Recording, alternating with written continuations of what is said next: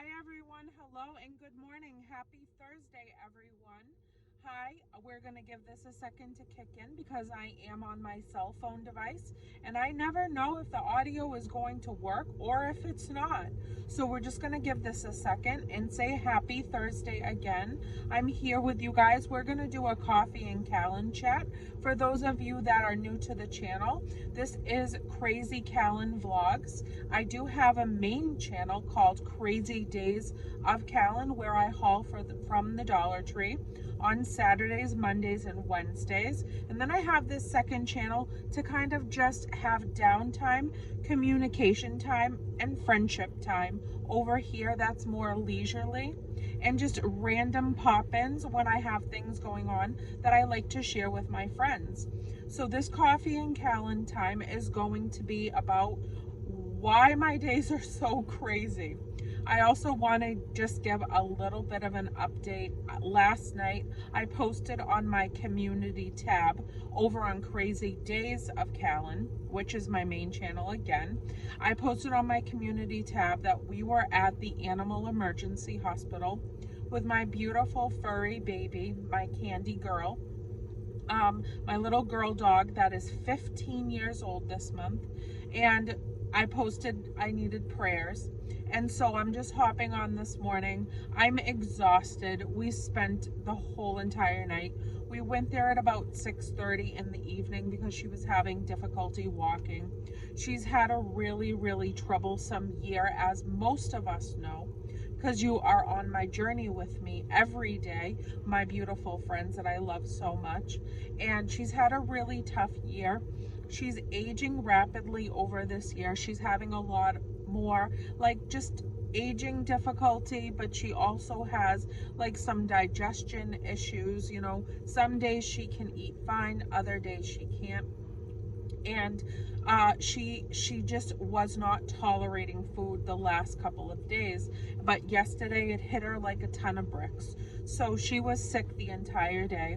I had to walk her around, carry her everywhere like I do some other times also over this last year.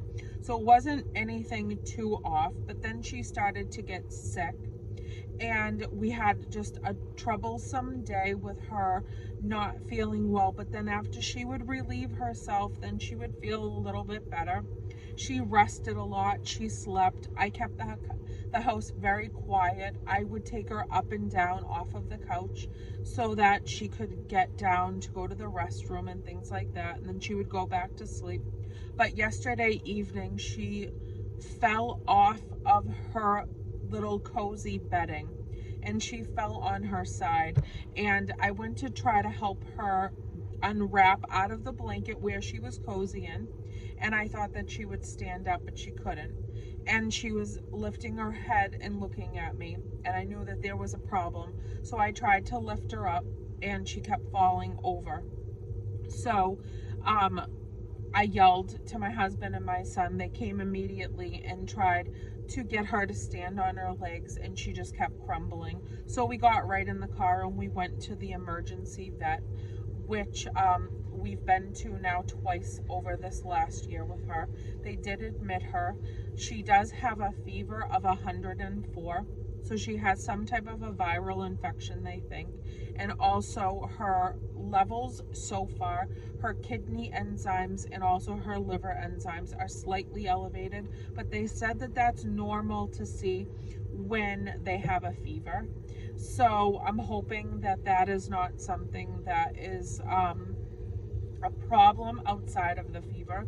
We're just going to keep hoping. They are going to run a whole battery of tests. They decided to admit her last night at about 11:30 after we had been there from about 6:30 in the evening. They wanted her to just rest, get some fluids, some pain medication. They wanted to continue doing testing, other rounds of blood work, and get the fever to come down. They want her to be able to eat and stand. They say now she's standing, sitting, she's up and alert. So that's a good sign. But I know, you know, our furry babies are never going to outlive us. And that is the hardest thing with having a pet, because I love her incredibly. Like, honest to goodness, she's like my child. I have been extraordinarily close to her, and she's super bonded to me since the day that I picked her up. She was a year old when I got her, roughly about a year old, and she had been in an abuse situation where she was just not cared for in any way, shape, or form. She was very emaciated. She laid around in her waste, not cared for, forgetting to feed her and stuff because the people worked a ton, and she just stayed in a cage all day. And then they finally relented and gave her up because the family couldn't pull it together to really be able to have time for her, take care of her properly. And so I went and rescued her. So since day one, she has been attached to me like glue. I worship her, and I dread the day that she's not going to be here with me anymore. But this last year with her has been so tough, watching her age and, just have issues and stuff like that, and not as, my little rambunctious, happy puppy all the time. She does get her bursts of energy, I can tell you that. I take her walking. And she acts like a little puppy when she's out and she's stimulated. She goes everywhere with me outside of work hours, and other than that, I'm home with her Monday through Friday, for the majority of the day once I'm done with all of my activity outside of the home. And I spend my entire life with her quietly, alone, and I care for her hand over foot because I just worship the ground she walks on. And she's my little BFF. So we're just going to hope that she's not suffering, because I would never leave her suffering. As long as she can get better to a quality of life that she is going to be able to live her aging years not in pain, then we'll move forward. But if they say that it's going to be painful for her, or if she has something that is really difficult for her, we'll have to come to some sort of a decision to make sure that she is going to I don't even want to say it. So anyways, other than that, that's the update on the puppy from yesterday that I posted on my community tab on my main page. And then other than that, I just wanted to say, like, honest to goodness, my days are wild. They've always been wild. Sometimes I look up at the sky and I say to God, you must really think something of me, because the obstacles that I've had in my life, like, very consistently every day. Like, a lot of people I know, they wake up, they put their bathrobe on in the morning, they get out of bed so gingerly and nicely, they make themselves a cup of coffee, they sit on the couch, they watch the news. I know a lot of people that start their day and work themselves into it in like a calm, cool, collected pace. Not me. That's never been me. I don't even know what it's like to wake up like that. When I get out of bed, it's like I jackknife out of bed. My legs are on the floor. Like I do a backflip onto the floor. And the minute I step on the ground, there's 100 things to do.